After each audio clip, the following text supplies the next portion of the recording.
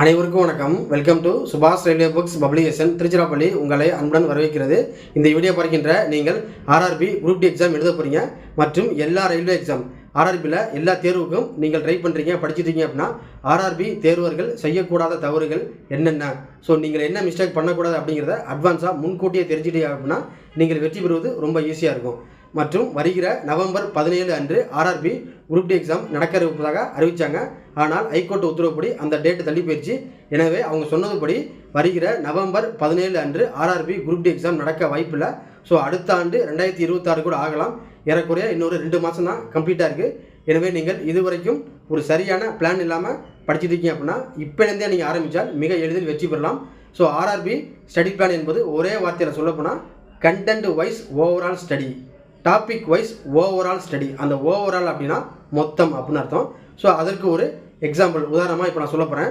இப்போ உதாரணமாக பார்த்தீங்கன்னா நீங்கள் இந்த ரயில்வே போட்டித் தேர்வுக்கு படிச்சுட்டு இருக்கீங்க அப்படின்னா இது கம்பல்சரி நெகட்டிவ் மார்க் 1/3 அப்படிங்கிற நெகட்டிவ் மார்க் சிஸ்டம் இருக்கும். ஸோ அப்போ 4 ஆப்ஷனில் சரியாக அடிக்கணும். ஸோ 4 ஆப்ஷன் அப்படிங்கிற எம்சிக்யூன்னு சொல்லுவாங்க, மல்டிபிள் சாய்ஸ் கொஸ்டின். இந்த எம்சிக்யூ டைப்பில் நீங்கள் ப்ராக்டிஸ் பண்ணும்போது உங்களுடைய வேகம் அதிகமாகுது. ஒவ்வொரு சப்ஜெக்ட்லேயும் நீங்கள் மல்டிபிள் சாய்ஸில் படிக்கும்போது கொஸ்டினும் மறக்காது, ஆன்சரும் மறக்காது. அப்போ கேள்வியை நீங்களே உருவாக்கணும். கேள்வியை நீங்களே ஏற்படுத்துறீங்க அப்படின்னா அதுக்குரிய பதில் கண்டிப்பாக மறக்கவே மறக்காது. ஒரு உதாரணமாக சொல்ல போனீங்க அப்படின்னா, இப்போ உதாரணமாக ஜியாகிரஃபி புவியியல் அப்படிங்கிற ஒரு சப்ஜெக்ட் எடுத்துக்கங்க. இப்போ இதில் பார்த்தீங்கன்னா கடகரேகை அப்படின்னு சொல்லுவாங்க. ஜியாகிரஃபி புவியியலில் கடகரேகை என்பது ட்ரோபிக் ஆஃப் கேன்சர் அப்படின்னு சொல்லுவாங்க. இந்த கடகரேகை என்பது புவிக்கோளத்தின் மீது வரையப்பட்டுள்ள ஒரு கற்பனை கோடு தான். கடகரேகை, மகர ரேகை இதெல்லாமே ஒரு கற்பனை கோடுகள். இந்த கடகரேகை என்பது இந்தியாவை 2 பகுதிகள் 2 பார்ட்ஸாக டிவைட் பண்ணுது. கடகரேகை இந்தியாவை 2 பாகங்களாக பிரிக்கிறது. இப்போ எப்படி இந்த டாப்பிக்லேருந்து கொஸ்டின்ஸ் எடுக்கிறாங்க அப்படின்னா, கடகரேகை இந்தியாவில் எத்தனை மாநிலத்தின் வழியே செல்லுகிறது? கடகரேகை இந்தியாவில் 8 மாநிலங்கள் வழியே கடந்து செல்கிறது. ஸோ குஜராத்தில் என்ட்ராகி மிசோரத்தில் முடியுது. நல்லா கேட்டுங்க. கடகரேகை என்று சொல்லப்படும் அந்த ட்ரோபிக் ஆஃப் கேன்சர் இந்தியாவில் குஜராத்தில் என்ட்ராகி மிசோரமில் போய் முடியும். அப்போ டோட்டல் நீங்கள் மேப்பில் பார்த்தீங்கன்னா 8 ஸ்டேட்ஸ் வரும். கடகரேகை இந்தியாவில் 8 மாநிலங்கள் வழியே கடந்து செல்கிறது.